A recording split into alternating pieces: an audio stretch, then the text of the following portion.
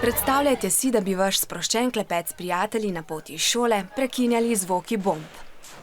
To je za Hazar in njene sošolke, ki živijo na obrobju glavnega sirskega mesta Damask, nekaj povsem vsakdanjega.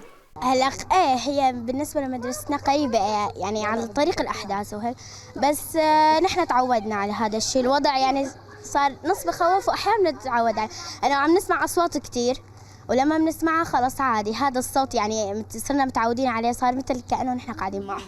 Pot do šole vodi mimo letališča, kraja, ki ga želijo nadzorovati tako vojaki sirskega vodja Bašarja al-Asada, kot tudi tisti, ki mu nasprotujejo.